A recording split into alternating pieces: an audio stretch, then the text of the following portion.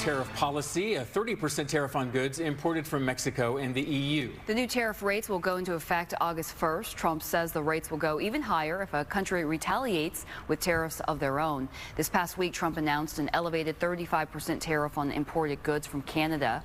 The move cites Canada's failure to stop drugs from pouring into our country. He always makes big threats only to back down. As we all know, Donald Trump always chickens out when it comes to tariffs. In the end, what the president's doing is putting America first. These tariffs are an America first policy. The Trump administration is still negotiating with Canada. This August 1st deadline puts pressure on those negotiations to come to an agreement. We begin with new tariffs slapped on Europe and Mexico. President Trump today announcing new tariff letters dispatched to members of the European Union, imposing a 30% tariff on imports. That starts August 1st.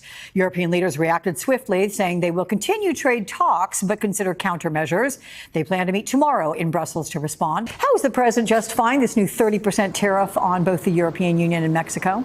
Well, the president, as you said, is threatening to put these 30% tariffs on Mexico and the European Union, which, by the way, are two of the biggest trading partners of the United States. And the president is both talking about politics and about economics in justifying these moves. I want to read to you part of what the president posted today. He said, Mexico has been helping me secure the border, but what Mexico has done is not enough. Mexico still has not stopped the cartels who are trying to turn all of North America into narco trafficking playground.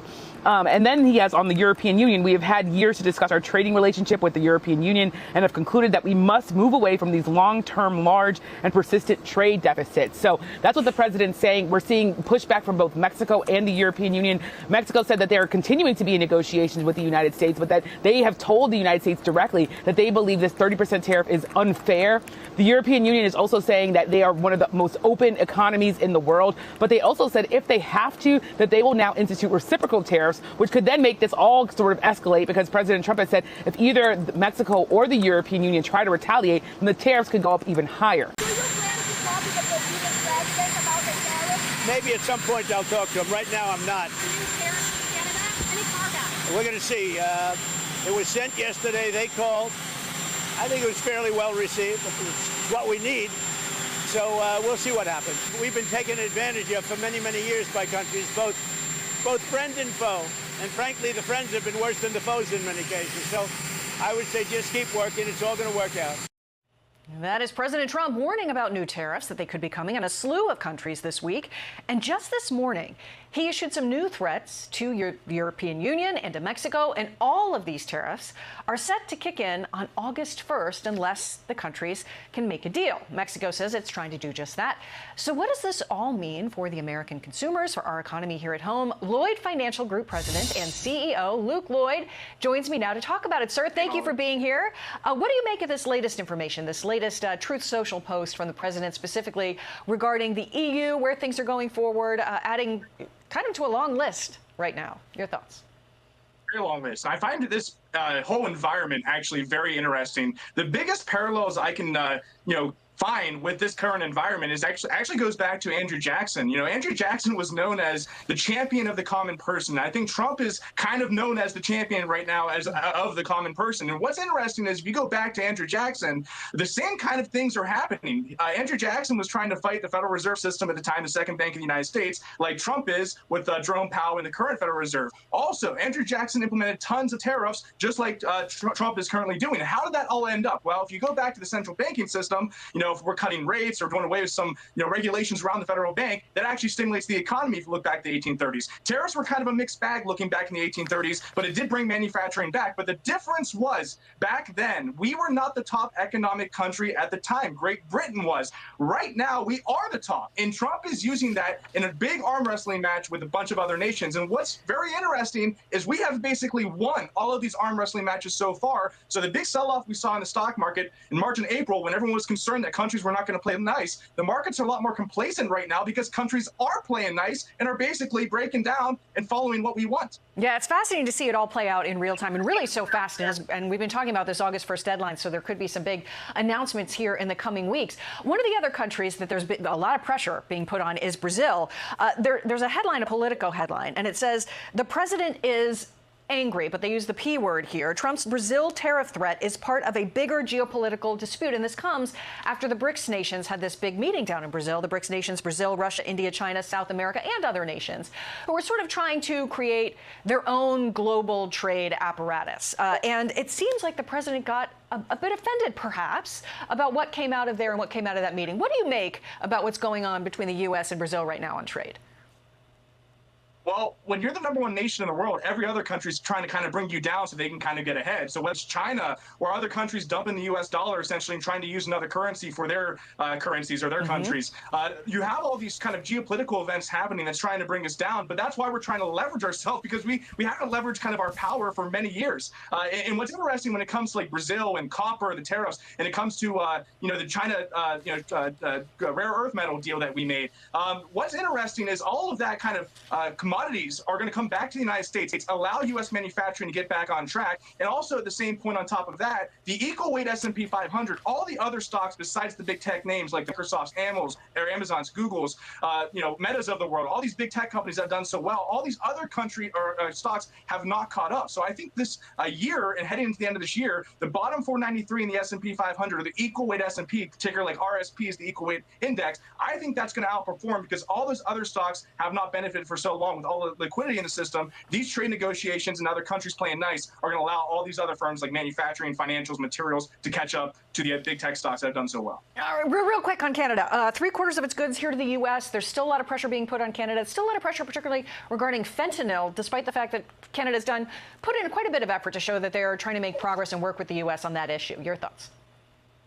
Well, the biggest thing with Canada is really the energy side of things, the automobile side of things, right?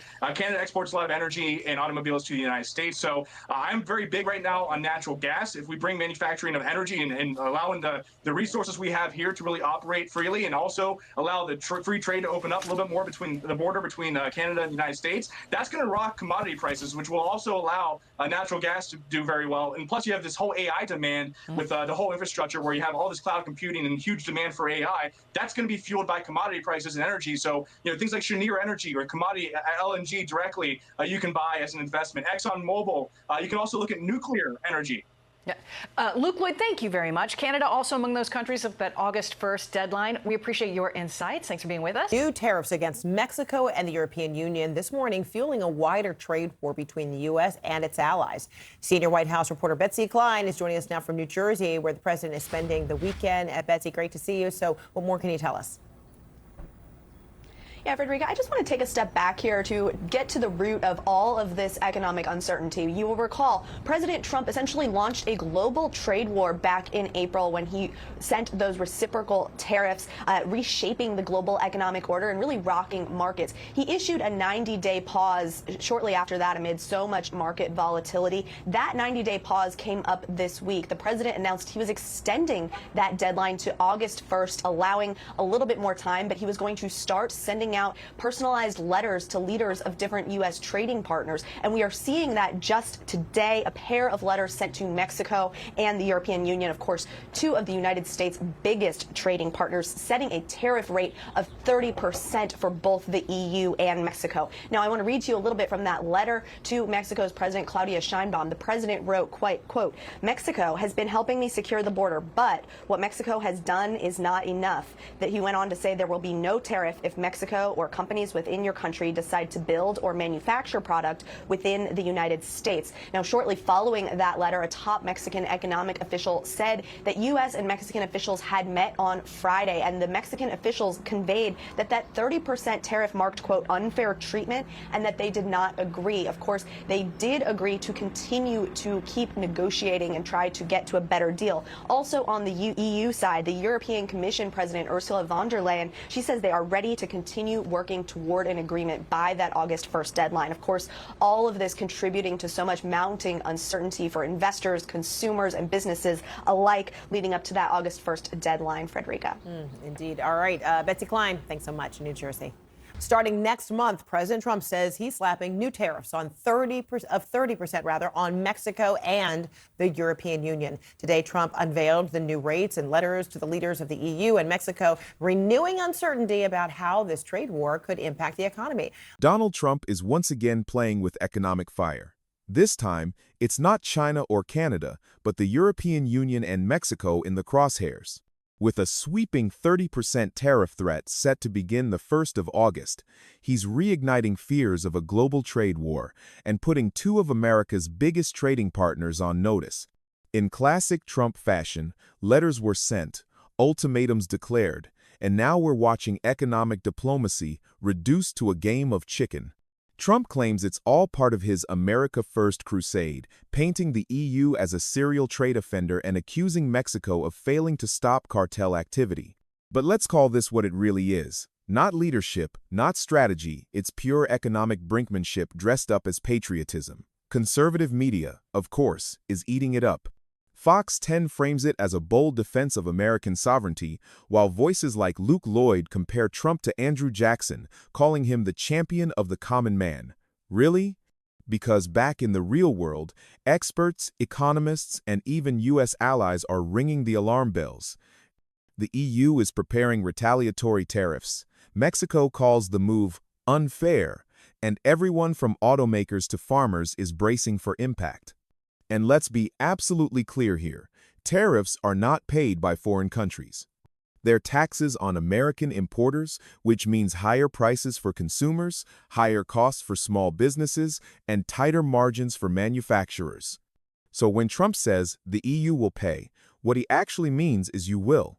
Higher prices on European goods, disrupted supply chains, and more uncertainty, just what struggling families and businesses need right now. But this isn't just about economics. The geopolitical fallout is real, threatening the EU, one of our strongest democratic allies, in the middle of a global authoritarian surge.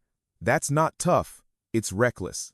And that letter to Mexico's President Claudia Sheinbaum, essentially economic blackmail, only deepens the damage. Diplomacy by intimidation might excite MAGA crowds, but it undermines everything America stands for internationally. And don't be fooled, this isn't a policy decision, it's a campaign stunt. Trump isn't trying to fix trade, he's trying to revive the strongman image for his base. No long-term plan, no multilateral coordination, just a headline, a threat, and a countdown clock. It's textbook Trump, all noise, no outcome. So let's stop pretending this helps workers. It hurts them, it hurts farmers, it hurts small businesses. And it sends a dangerous message to the world that the U.S. would rather burn bridges than build fair deals. The real question is, who does this actually help? Not families, not the economy, just Trump. That's the point. So now we ask you, is this the kind of leadership we need or just another round of performative chaos? Drop your thoughts in the comments. Like if you're tired of fake America First gimmicks. Share if you think people deserve to see through this PR stunt. And subscribe for more no-bull, progressive breakdowns. We'll keep calling it out loud, sharp, and unfiltered. Because the truth, it matters.